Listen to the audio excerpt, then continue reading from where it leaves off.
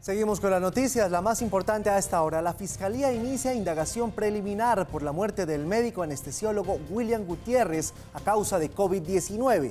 Lo que la Fiscalía quiere saber es qué relación hay entre la llegada de un médico de Brasil contagiado que aparentemente se habría reunido en repetidas ocasiones con médicos del Centro Policlínico del Olaya en Bogotá.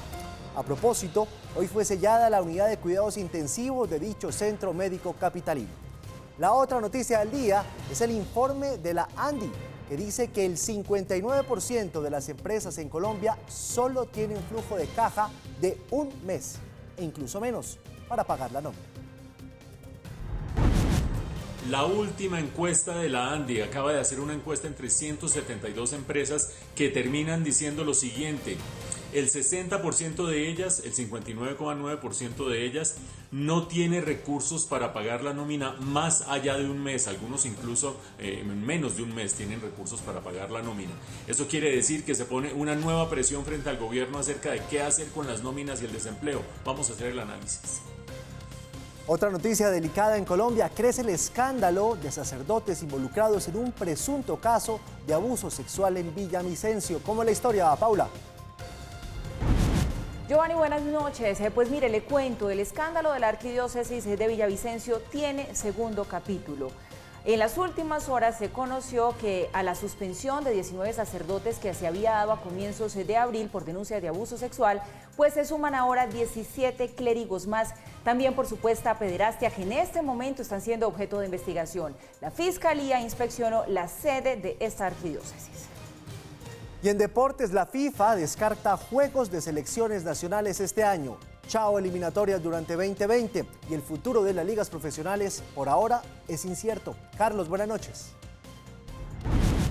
Buenas noches, Giovanni, televidentes. Pues es una de las posibilidades que se está planteando la FIFA para resolver este calendario que quedará muy apretado seguramente en este segundo semestre, porque van a tener que reanudar todas las ligas y no va a quedar espacio, sobre todo para estas fechas de la eliminatoria, que seguramente se va a tener que correr para el año que viene, para el 2021. Esto afectará a varios jugadores veteranos de la selección que si ya llegaban justos tanto para la Copa América como para la clasificación para el Mundial, pues ahora todavía se le va a poner más difícil. En unos minutos analizamos toda esta información con detalles.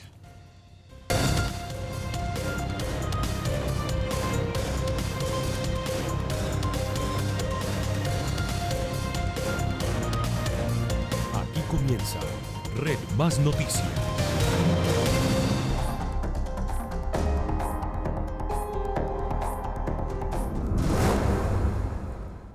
Día 21 de la cuarentena.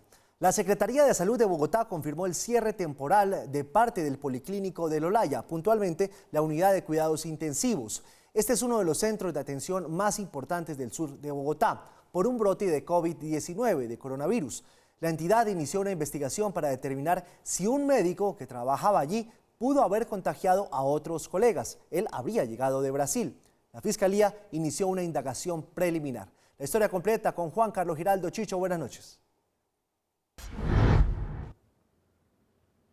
Así es, Giovanni, muy buenas noches. Pues fuentes oficiales de la Fiscalía confirmaron que en efecto se abrió una indagación preliminar para establecer en primer lugar si uno de los médicos del Policlínico del Olaya habría salido del país en días pasados y fue allí en donde contrajo el COVID-19. También establecer si ocultó esta información a las autoridades y además violó los protocolos de cuarentena establecidos. Estos dos hechos serían configurados o se configuran como delitos dentro del Código de Procedimiento Penal, pero además la Fiscalía pretende establecer en primer lugar cuáles serían las fechas de ese viaje y si es cierto que este galeno contagió a varios de sus compañeros en una reunión.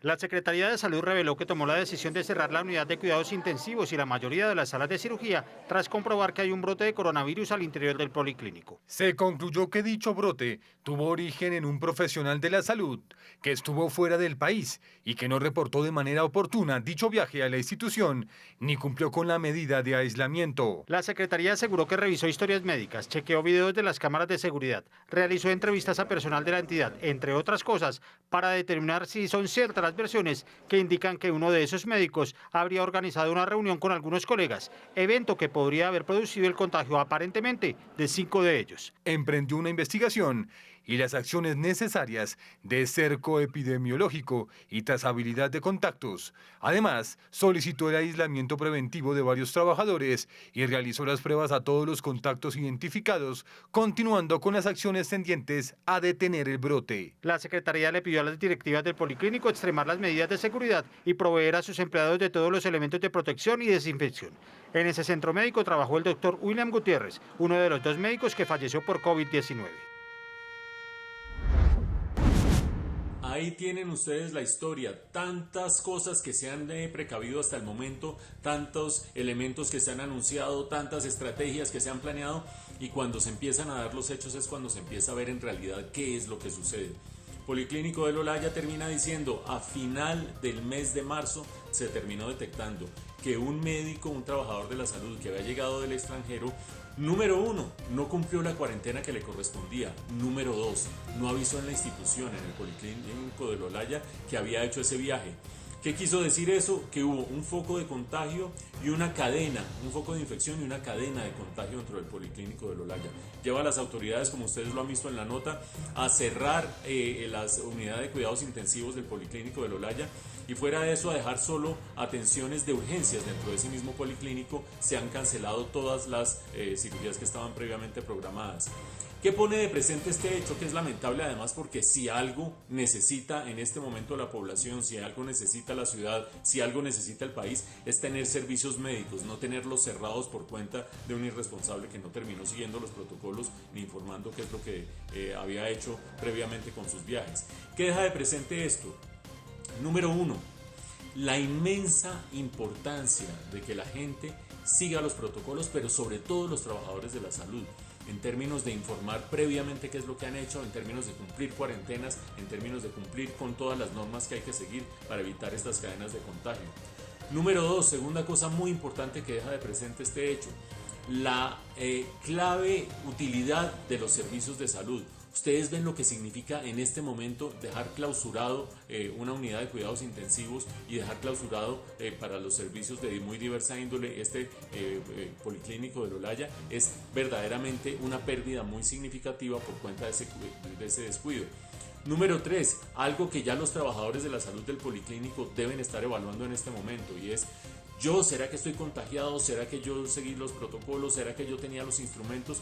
Recuerden ustedes, apenas el día de ayer estábamos nosotros diciendo en este noticiero y registrando cómo los trabajadores de la salud le han pedido al Ministerio de Salud que por favor les provean las condiciones necesarias físicas, las máscaras que son tapabocas, los polainas, los vestidos especiales, las protecciones de diversa índole para poder evitar estas cadenas de contagio.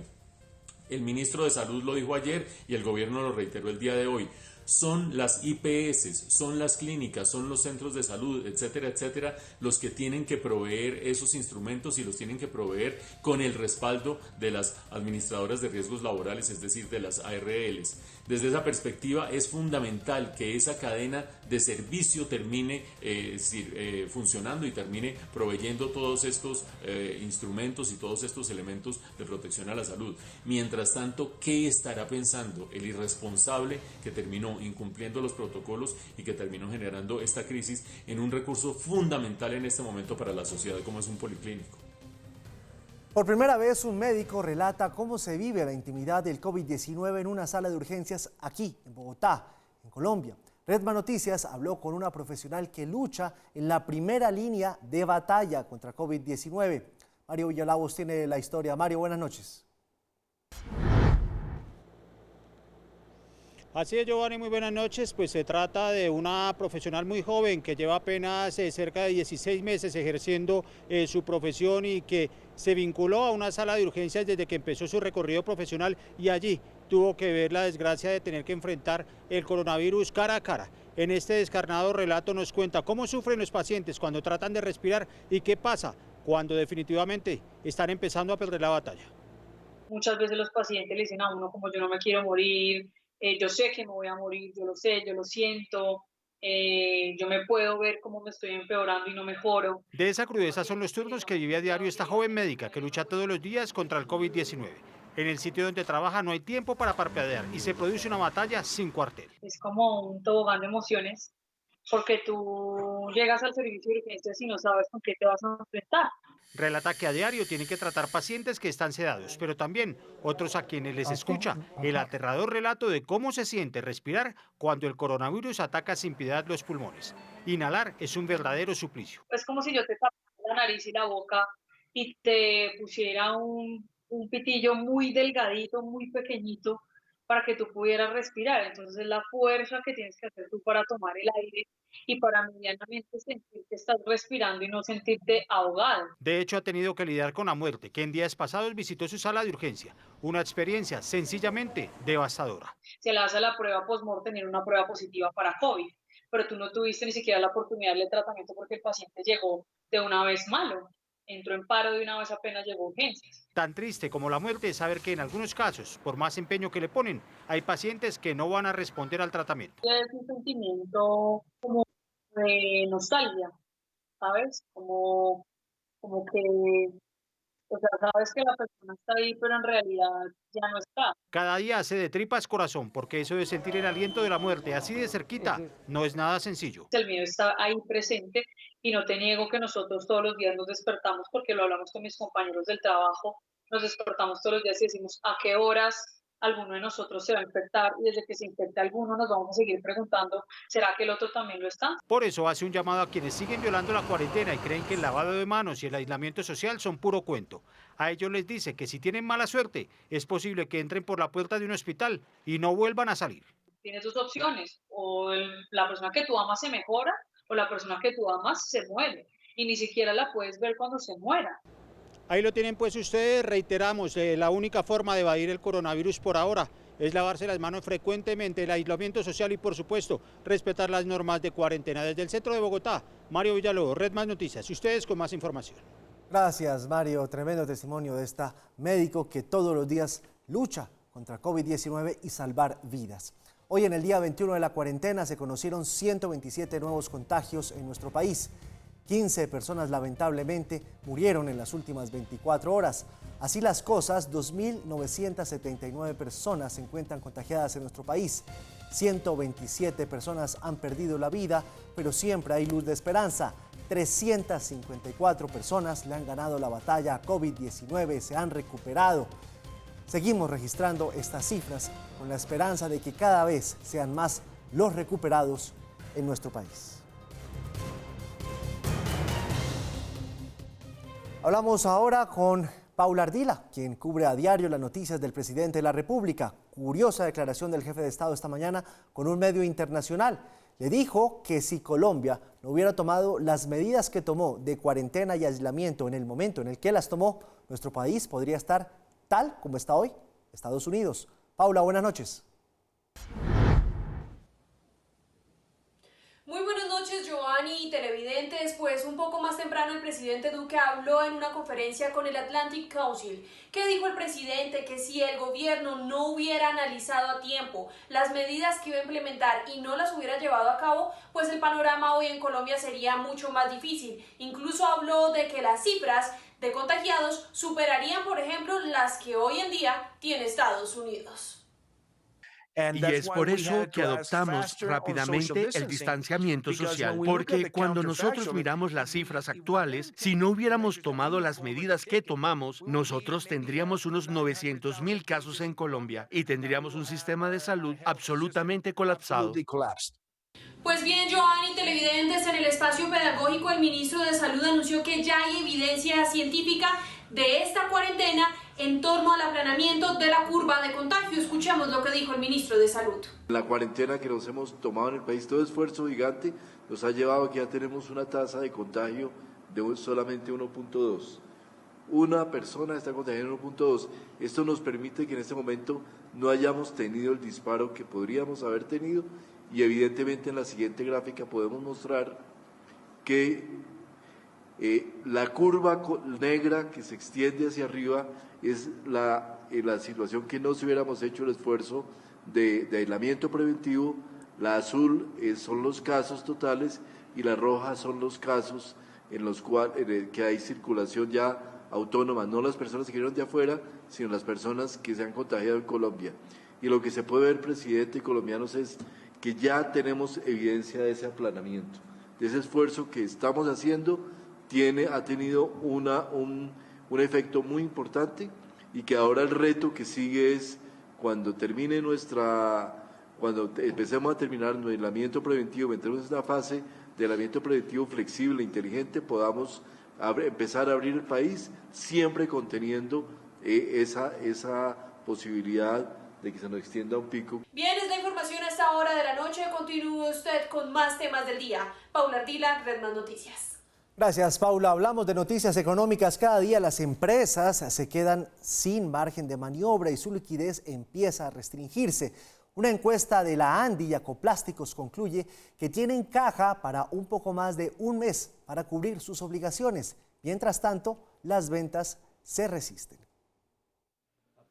La ANDI y Acoplásticos realizaron una encuesta entre 172 empresas afiliadas con ingresos operacionales superiores a 56 billones de pesos el año pasado, para conocer sus problemas frente a la coyuntura por cuenta de la pandemia. Decidimos desde la ANDI hacer un ejercicio que nos permite entender semana a semana cuál es la disponibilidad de recursos para lograr atender obligaciones como salarios, proveedores o servicio de la deuda. La conclusión es que la situación de liquidez es crítica porque muchas empresas del sector manufacturero no están recibiendo ingresos y tienen que pagar sus obligaciones. Nos encontramos con que las compañías, si dedicaran la totalidad de su caja, tendrían a 30 de marzo 42 días para poder atender salarios, 37 días si se sumara salarios más prestaciones sociales, 22 días si habláramos de proveedores o 21 días si habláramos de servicio de la deuda. Se tiene en cuenta el 30 de marzo como fecha de corte y se midió cuántos días durarán los recursos si se dedica la totalidad de la caja a pagos de salarios, seguridad social, proveedores, bancos, contratos e impuestos a la DIAN. Igualmente nos encontramos con que el 14.5% de las compañías tienen entre 1 y 8 días para atender salarios y prestaciones sociales, el 12.8% entre 8 y 15 días, el 32.6% entre 15 y 30 días y el 25% tienen entre 30 y 60 días. Mientras tanto, otra encuesta de Confecámaras indica que el 94% de las empresas han disminuido sus ventas desde que comenzaron las medidas para controlar la propagación del coronavirus y el 74% de esos empresarios dicen que han caído más del 50%. Y hay otra encuesta. Los estragos de COVID-19 en la economía bogotana empiezan a sentirse. Una encuesta que hizo la Cámara de Comercio reveló que el 55% de los empresarios solo tienen recursos para pagar los sueldos de un mes. ¿Qué otros detalles se conocen de este estudio? Fabián Forero, buenas noches. Giovanni, televidentes, muy buenas noches. Los empresarios interrogados aseguraron que mañana pagarán la quincena y que después se quedarán sin dinero, incluso para pagar los servicios públicos de sus locales. El cierre del comercio bogotano tiene al sector empresarial de la ciudad en serios aprietos. La más reciente encuesta de ritmo empresarial de la Cámara de Comercio da cuenta que el 72% de los 449 empresarios interrogados reportó disminución en sus ventas. La preocupación evidente es que la mayoría de las empresas de nuestra región no tienen los suficientes ahorros ni la caja disponible para garantizar el funcionamiento de las empresas ni el pago de sus obligaciones. Aunque de acuerdo con la Cámara de Comercio, aún no es posible calcular la cifra de desempleo por culpa del coronavirus en Bogotá, lo cierto es que el 34% de las empresas reportaron disminución en los puestos de trabajo generados frente al año pasado. Es urgente que las líneas de crédito que el gobierno nacional ha dispuesto puedan bajar cuanto antes para que los bancos las pongan a disposición de los que necesitan y de esa manera bajar la tensión, garantizar el pago, la nómina y demás. Los empresarios admiten que solo tienen capacidad financiera para cubrir los costos de arrendamientos, deudas financieras y servicios públicos de un mes. El estudio se realizó entre el 3 y el 13 de abril, es decir, en pleno confinamiento. Para los empresarios y comerciantes, uno de los salvavidas más importantes por parte del gobierno nacional son los créditos y las rebajas tributarias. En la información desde el centro de Bogotá, Fabián Forero, Red Más Noticias. Gracias, Fabián. La economía mundial caerá 3% este año por efecto del coronavirus y la desaceleración de los países industrializados. Eso lo dice el Fondo Monetario Internacional. En Colombia, el Producto Interno Bruto caerá 2.4%, nivel que lo ubica entre los menos afectados en la región. El anuncio lo hizo la economista jefe del Fondo Monetario Internacional. Por el impacto de la pandemia y la contracción de Estados Unidos, Europa y Japón, la economía del mundo caerá 3% en 2020.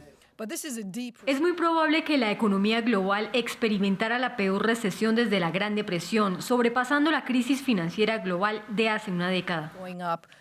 Al presentar el informe de perspectivas económicas mundiales, la funcionaria del organismo multilateral comparó la situación frente a la crisis de 2009 y dijo que esta pandemia es más profunda y sus resultados inciertos. Mucho peores resultados en el crecimiento son posibles y puede que incluso probables. La magnitud y la velocidad del colapso de la actividad no se parece a nada de lo que hemos visto en nuestras vidas. Según el FMI, la región se verá afectada este año por el aislamiento, el bloqueo y los cierres generalizados para frenar la propagación de la pandemia. Se afectarán las cadenas de suministros y la demanda interna y externa. Las economías de América Latina y el Caribe caen en conjunto 5,2%. Las más fuertes de la región, México caerá 6,6%, Brasil 5,3% y Argentina 5,7%. Venezuela con 15% será la peor. Colombia es el tercer país en que menos caerá la economía, 2,4%, aunque se espera una buena recuperación en 2021, año en que según el fondo se iniciará la reactivación global de la economía. Analistas locales dicen que el coronavirus contagió el optimismo y creen que si no hay medidas más fuertes, los pronósticos del FMI serán los correctos. Entonces es muy normal que ya no seamos tan optimistas e incluso los escenarios positivos pueden ser de estancamiento de la economía colombiana. Para que este pronóstico no llegue es necesario mayor gasto público y medidas adicionales del Banco de la República. Creemos que puede hacer mucho más, compras de títulos de más plazo, por más monto y de esta manera pues replicar de alguna forma lo que han venido implementando otros países más desarrollados como es el caso de Europa y de los Estados Unidos. El fondo dice que Colombia crecerá el próximo año 3,7%, una recuperación que no convence a todos. La pregunta que cabe aquí es ¿cómo va a hacer Colombia para crecer esos 6 puntos si ni siquiera en escenarios fuera de crisis hemos crecido de tal forma? El Fondo Monetario debe entender que hay que incentivar el consumo, la inversión, hay que movilizar nuevamente el gasto del gobierno y hay que dinamizar el sector exportador. El fondo sostiene que la prioridad inmediata es contener las consecuencias del COVID-19, aumentando el gasto público para fortalecer la capacidad y los recursos del sector sanitario. Ahí están los resultados de la encuesta de la ANDI, 172 empresas encuestadas que terminan diciendo el 60% de ellas no tienen liquidez, no tienen caja, no tienen recursos para pagar la nómina más allá de este mes, más allá de un mes. ¿Qué quiere decir eso? Que se generaría una inmensa crisis de desempleo, una inmensa crisis de despidos si no se encuentra una solución a este problema. Y ustedes dirán en sus casas, hombre, pero llevamos ya varios días diciendo que si el gobierno va a financiar o no va a financiar el pago de las nóminas, etcétera, etcétera. Veníamos hablando de las pequeñas y medianas empresas. La ANDI tiene una cobertura mucho más amplia y dentro de estas 172 empresas hay empresas mucho más grandes, lo que abre un flanco novedoso para esta estrategia y para esta necesidad, por supuesto, de cubrir el empleo. Y ustedes dirán en sus casas, pero es que las empresas grandes tienen con qué. Ojo, los problemas de caja se presentan en todas las empresas. Hay que tener, por ejemplo, en cuenta el caso de una empresa prestadora de servicios de aseo. No voy a decir el nombre, pero muchos la conocen porque es esa que uno se encuentra o en ministerios o que se encuentra en sitios de espectáculos. Las señoras que andan aseando y que tienen su uniforme con el nombrecito allí. 14,000 empleados, de los cuales les han devuelto 7,000. Son 7,000. ¿Quién se los ha devuelto? Quienes no los necesitan en este momento. 7,000 familias que necesitan tener algún tipo de respaldo en esta coyuntura. Y es una empresa grandotota y no tiene la posibilidad de tener la nómina en su nómina. Esas 7,000 personas, si no es con algún tipo de auxilio del gobierno. Por lo tanto, fundamental que el gobierno le ponga ojo a este nuevo flanco para tratar de ayudar. Y finalmente, un dato sobre las proyecciones del Fondo Monetario Internacional.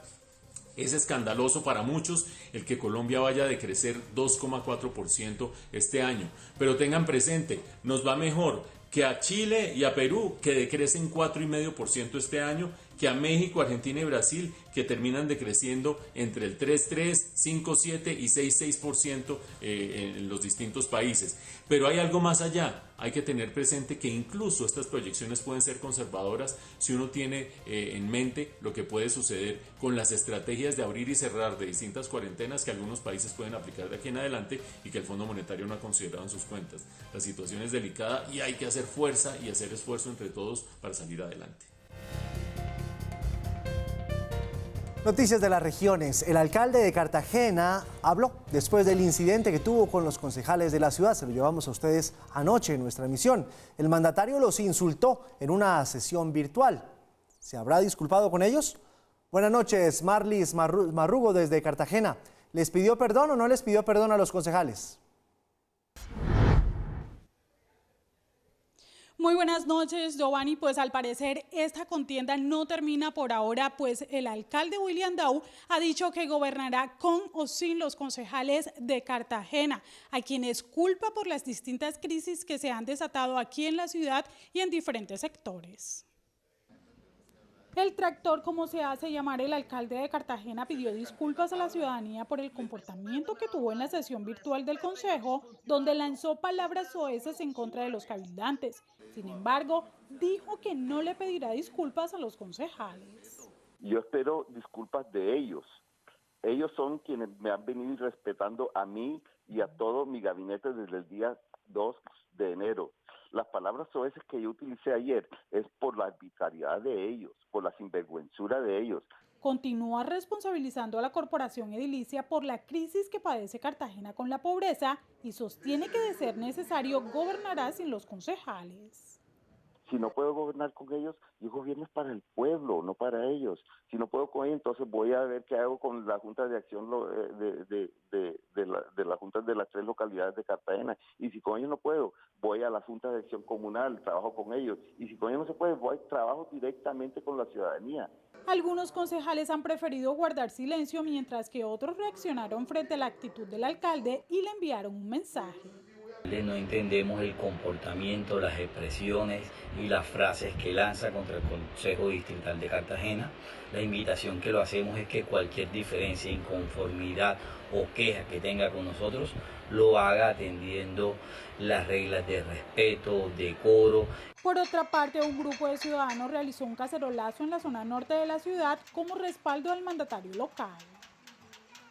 El alcalde además ha dicho que los concejales no tendrán ni contratos ni puestos en esta administración, lo que presuntamente habría desatado el malestar entre los concejales. Informó desde Cartagena Marlis Marrugo Castillo para Red Más Noticias.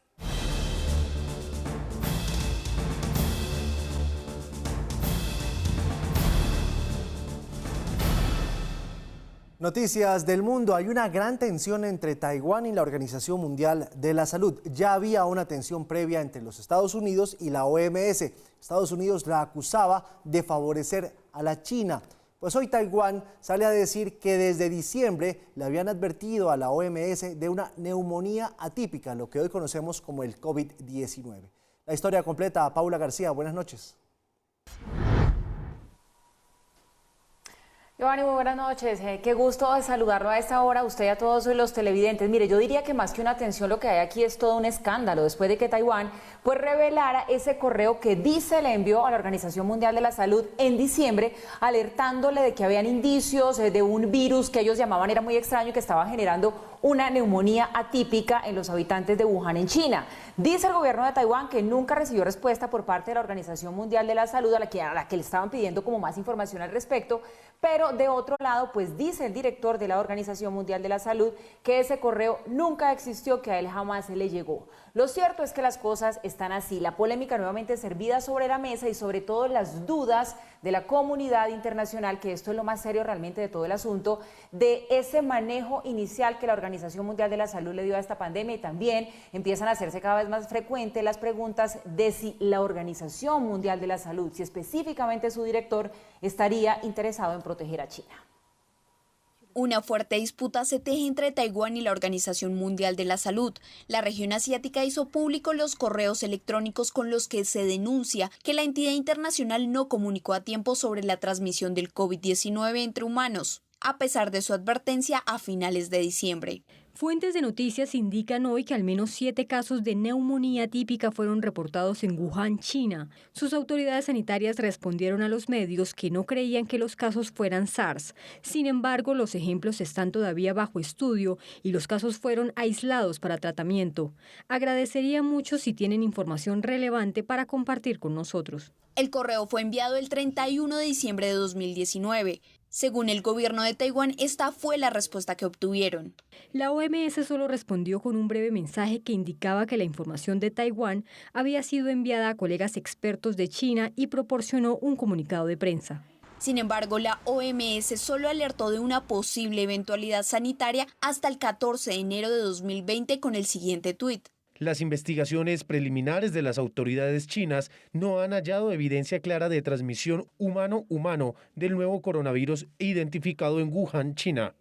Con esta declaración, el ministro de Salud y la presidenta de Taiwán han ratificado la falta de acción de la OMS, lo que el director etíope ha calificado como una campaña de desinformación en su contra. ¿Por qué me importaría ser atacado cuando la gente muere? Porque está dirigido personalmente a mí. 3 meses en la misma situación. Pero aún así pueden continuar, no me importa. Pero esta denuncia, que supone un posible encubrimiento a China, ha tenido eco en naciones como Japón, en donde su viceprimer ministro afirmó que la OMS debería llamarse Organización China de la Salud, o al otro lado del Pacífico, donde Donald Trump calificó la entidad como chinocéntrica, a pesar de ser financiada principalmente por Estados Unidos. Bueno, y mientras toda esta polémica avanza y se crece en el mundo, China ya empezó los ensayos clínicos de 2 posibles vacunas contra el coronavirus. Estos son desarrollos que, por cierto, pues hay que decir, se han convertido en toda una competencia entre los diferentes países del mundo, también entre los centros de investigación y de ciencia de diferentes lugares del planeta. En este momento, escuchen esta cifra, 70 vacunas están intentando ser creadas en el mundo contra el coronavirus. A mediados de marzo, las autoridades chinas aprobaron el inicio de los ensayos clínicos de la vacuna. Se está avanzando a una velocidad sin precedentes en el desarrollo de las vacunas. Consideran improbable que el patógeno infeccioso sea eliminado solo con medidas de contención. China trabaja contrarreloj para lograrlo. Anunciaron el inicio de los ensayos clínicos de 3 vacunas contra el coronavirus, una desarrollada en Wuhan, donde surgió el brote, y las otras como resultado de un proyecto de varias empresas. Hasta el momento se han aprobado 3 vacunas para ensayos clínicos. El primer ensayo se terminó a finales de marzo y empezamos a reclutar voluntarios para los ensayos clínicos fase 2. La Administración Nacional de Productos Médicos aprobó una vacuna conjunta y el Instituto de Virología de Wuhan. El sistema inmunológico tiene memoria y es esta la urgencia del éxito de la vacuna, porque el virus, cuando llega al organismo, puede demorarse semanas en producir anticuerpos y mecanismos de defensa, por lo que el virus puede expandirse rápidamente en otros seres humanos. Con la vacuna, el organismo reconoce al virus y tiene la posibilidad de activar rápidamente las defensas para evitar que la infección tenga tiempo de desarrollarse, por lo que al inyectar a los pacientes el virus muerto, el organismo ya tiene el sistema para poder combatirlo. Son vacunas inactivadas, lo que implica consistentes en microorganismos eliminados a través de procesos físicos o químicos, una tarea que lleva tiempo porque desarrollar el virus a una escala industrial, además de demorado, resulta riesgoso. De los 5.000 voluntarios que se presentaron para ensayar la vacuna, fueron seleccionados 108 en Wuhan.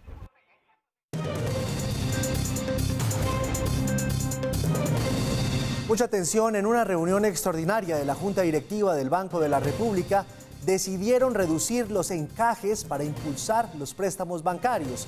En un comunicado, el emisor señala que de esta forma se va a inyectar liquidez a la economía de manera permanente por un monto cercano a los 9 billones de pesos, con lo cual se busca estimular la generación de préstamos en la economía. El encaje es el porcentaje de recursos que deben mantener congelados los intermediarios financieros que reciben captaciones del público.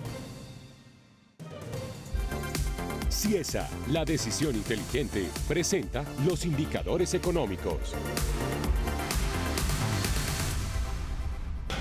El petróleo de referencia Brent se negocia en promedio $29.60 el barril. La libra café colombiano cerró en Nueva York a $1.17. El índice de capitalización de la Bolsa de Valores de Colombia aumentó 1,43% a 1.211 unidades. La tasa representativa del mercado para mañana es de 3.858 pesos con 21 centavos. El euro se cotiza en promedio en 4.229 pesos con 50 centavos. Las cifras son los 22.800 millones de pesos del segundo paquete de ayudas de Ecopetrol para mejorar la atención de salud para enfrentar el coronavirus. Ciesa, la decisión inteligente, presentó los indicadores económicos.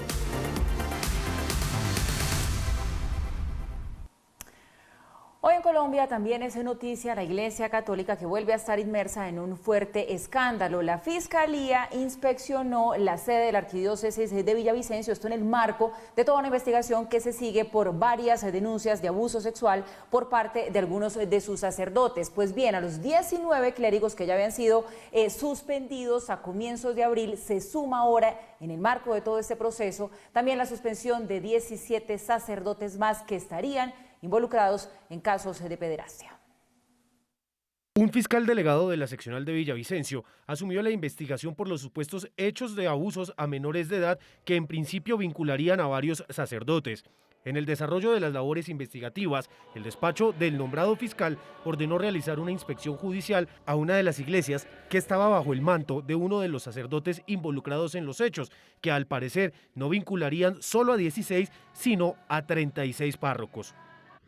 La arquidiócesis reitera su compromiso de colaborar con las autoridades en los requerimientos que a bien tenga y sujetos a las normativas vigentes en la ley. Por ello, el miércoles 6 de abril colaboró con una diligencia judicial que en ningún momento podía considerarse un allanamiento.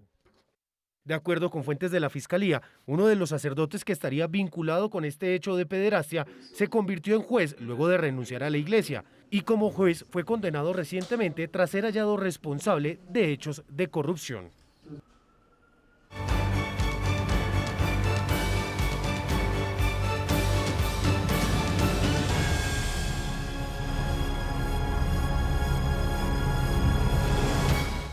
Y la campaña Colombia Cuida Colombia sigue recogiendo muy buenos frutos. Las ayudas que promueven los operadores de telefonía celular a través de unos 60 millones de mensajes han llegado a 600.000 personas de las clases más vulnerables. Usted todavía puede colaborar desde su casa, desde su celular. La meta es llegar cada mes a 1 millón de ciudadanos afectados por esta crisis global del coronavirus en Colombia. Las donaciones aumentan diariamente. La meta trazada para ayudar a 1 millón de personas cada mes no está lejos. La campaña Colombia Cuida Colombia ha donado más de 3 millones de kilos de alimentos. Los más necesitados no están solos.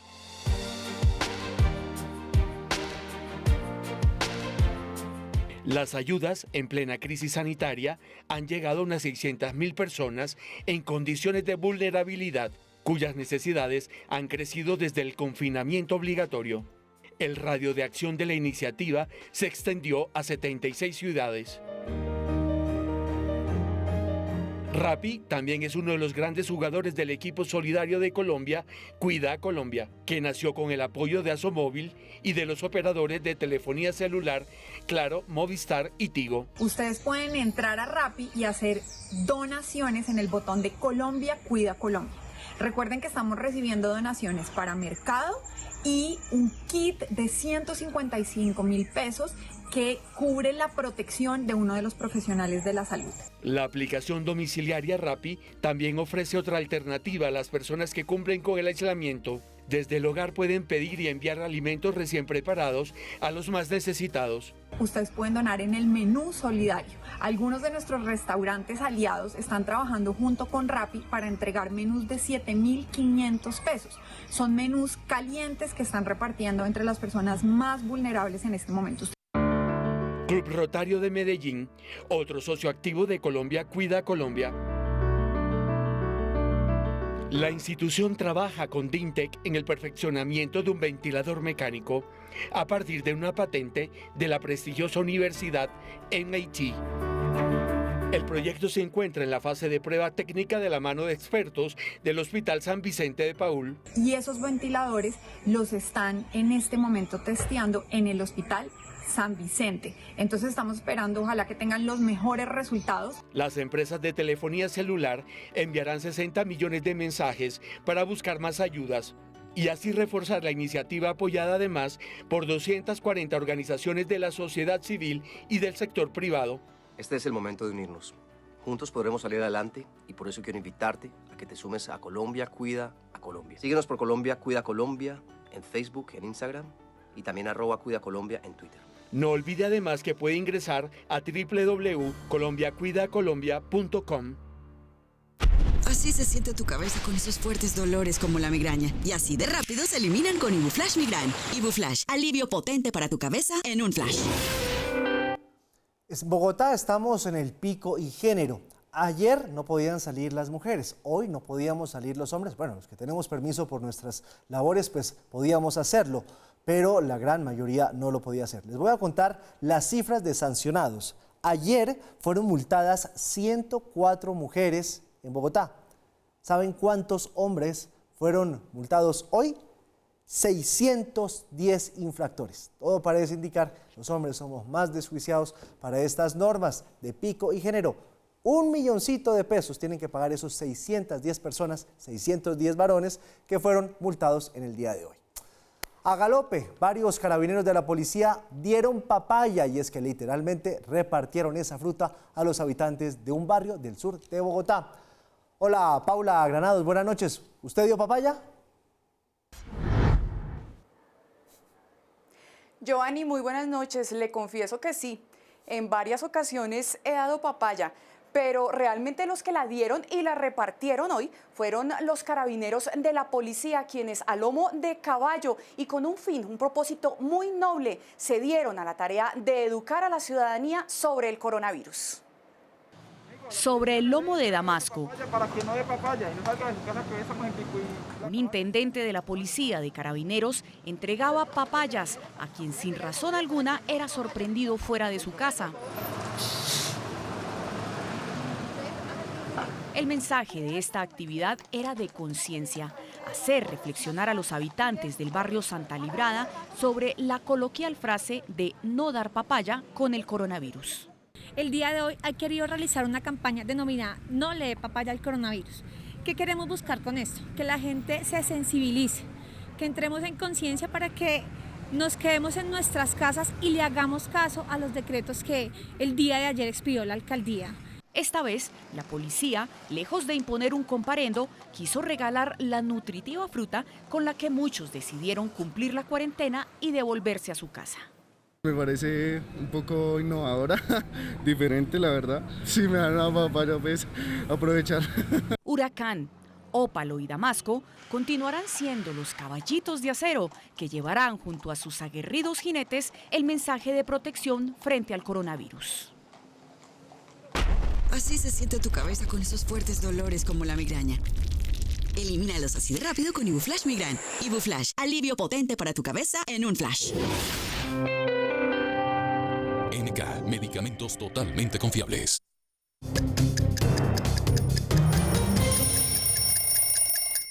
Sonó la alarmita, es tiempo de ir a lavarse las manos. Hagamos un break en las noticias, vaya al baño, lávese las manos. Acuérdese que esto hay que hacerlo constantemente, es la medida más efectiva para evitar el contagio de coronavirus. Y le pregunto a una de nuestras periodistas que cubre Congreso, Cintia Pineda, buenas noches, ¿ya se lavó las manos?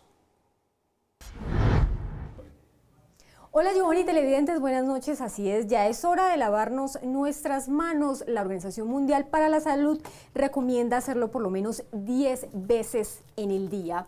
Y son 6 pasos muy sencillos. Se lava palma con palma, luego se frota la palma con el dorso. Enseguida se cruzan los espacios interdigitales. Luego se frotan los nudillos, se abraza el dedo gordo con la otra mano y finalmente se frota las uñas sobre la palma de cada mano. Yo continuaré aquí lavándome las manos, continúen ustedes con más información. Hay que lavarse las manos, eso es lo más efectivo. Seguimos con las noticias. El Ministerio de Defensa reportó una reducción de los delitos en el país durante la cuarentena, obviamente en comparación con el mismo periodo del año anterior. La diferencia es enorme. Según la entidad, hubo una reducción significativa en todos los delitos del 25 de marzo al 7 de abril, momento marcado por el aislamiento obligatorio en el país. Hurto en entidades financieras, piratería terrestre y secuestro no han presentado casos. Por su parte, el hurto de automotores pasó de 391 denuncias en 2019 a 28 en 2020, con una reducción del menos 93%. Hurto a motocicletas con 1.268 denuncias el año anterior a 150 actualmente. Hubo una reducción del menos 88%. Hurto a personas, 11.519 en 2019 a 1.692 en cuarentena, menos un 85%. El hurto a comercio de 2.519 a 376 casos, esto reflejó el menos 85%, y extorsión de 315 denuncias en 2019 a 47, menos un 85%. Homicidio fue el delito que menos se redujo, con un 49%, pasando de 509 casos en 2019 a 262 en el presente año. Hubo una reducción del menos 49%. En delitos sexuales, menos 77%, y violencia intrafamiliar, un menos 63%. ¿Ha oído del proyecto Libro Azul? Investigan platillos voladores. No confío en la Fuerza Aérea. Ni nosotros. La Fuerza Aérea le dijo que mintiera. Destruyó este lugar. El encubrimiento es real. Noticias del entretenimiento. Parece que ya se inventaron el primer coronamóvil, así como lo oyen. Un vehículo que va a ir casa por casa viendo quién está o quién no está contaminado. Paula López, buenas noches.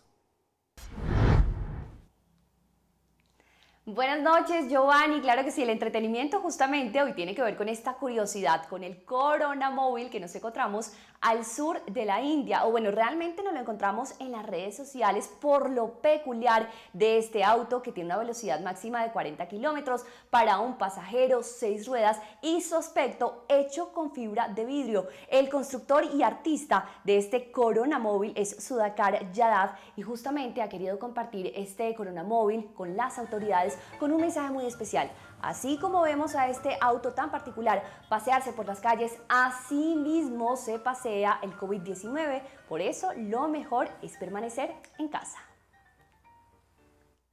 Y compartimos ahora el siguiente video a través de la red social TikTok. Tuvo mucha acogida, muchísima fuerza, porque lo hace el hijo de esta enfermera de 60 años que ha decidido estar al frente de 2 turnos en el Hospital María Auxiliadora de Perú, pese a tener 60 años y ya estar en la edad más vulnerable del contagio. Justamente fue su hijo quien quiso hacer este homenaje a ella y por supuesto reconociendo también la labor de todos aquellos trabajadores de la salud que hoy son los héroes en esta pandemia. Lo compartió Harold Alvisuri, pero también tuvo mucho eco porque la canción de fondo de este video es Hoy, de Gloria Estefan, que conocimos en el año 2003 y fue la artista cubana la encargada de hacerlo viral.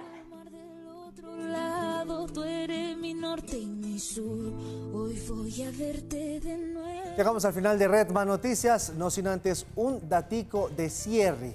Paula, ¿a quiénes les va mejor en el manejo de esta contingencia del coronavirus? ¿A los líderes hombres o a las mujeres que lideran países? Bueno, pues mire, déjeme contarle que se convirtió en tendencia un artículo de Forbes en el que justamente habla de eso y señala que los países liderados por mujeres han tenido respuestas comprobadas mejores ante esta pandemia que aquellos que han sido liderados por hombres. Entonces cita los casos de Alemania, de Nueva Zelanda, de Finlandia, de Noruega, de Taiwán.